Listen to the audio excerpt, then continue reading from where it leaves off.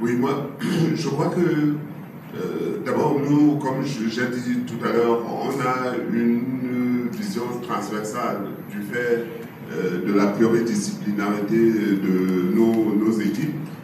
Mais nous avons remarqué qu'il était important de faire comprendre à nos clients que nous apportions véritablement une valeur ajoutée. Moi, j'ai des exemples très précis. Là, même au niveau étatique, vous avez des États qui n'ont pas les moyens souvent de se faire accompagner sur des projets relativement complexes. Et nous avons pris le risque, dans un certain nombre de pays, de les accompagner en leur disant, écoutez, nous allons être payés sur le success fees, c'est-à-dire une corrélation entre la valeur quantifiable de nos prestations et le prix de cette prestation.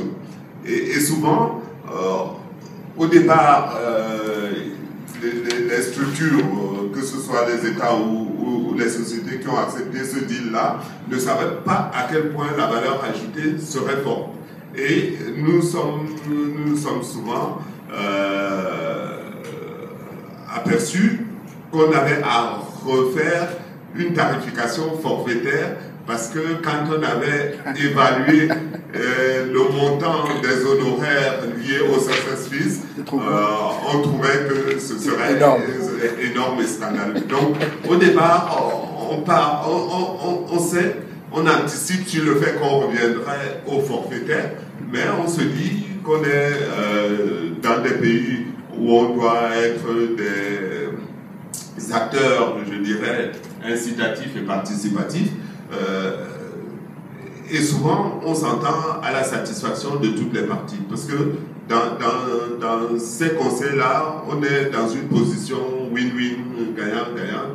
Et le problème des conseils, c'est de bien montrer quelle est la valeur ajoutée qu'on apporte au service qu'on rend aux clients. À partir de ce moment-là, après, il n'y a pas plus de problème d'honoraires. On a raison. Tout est question de la valeur ajoutée que vous apportez. Et plus cette valeur ajoutée paraît évidente, intense, plus votre contrepartie, si elle est honnête, est prête à payer le prix. Par contre, des choses qui sont déjà vues et revues partout, personne n'a envie d'aller payer pour ça. Et je crois d'ailleurs qu'un des défis qui attendent ces professions comme d'autres, c'est Internet. Je pense que sur beaucoup de sujets aujourd'hui, il y a 20 ans en arrière, il y a 20 ans, les cabinets faisaient encore payer la constitution de société et les statuts. Dans notre univers aujourd'hui, vous allez sur Internet, tous les modèles sont disponibles, il y a même des mémos sur la plupart des questions juridiques posées.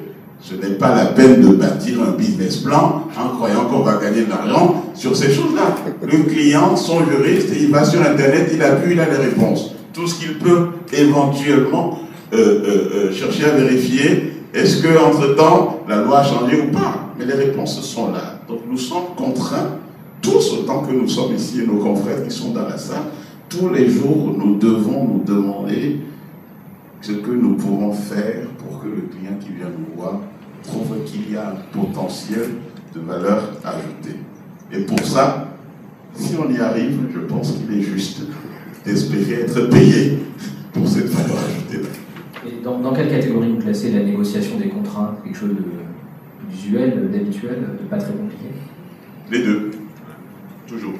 Il y a des contrats types, vous avez un certain nombre de métiers où la documentation est la basique, mais le client qui les découvre pour la première fois, les choses lui paraissent complexes, mais pour celui qui fait ça tous les jours, c'est une répétition. A priori, ce n'est pas des services qu'on fait payer cher.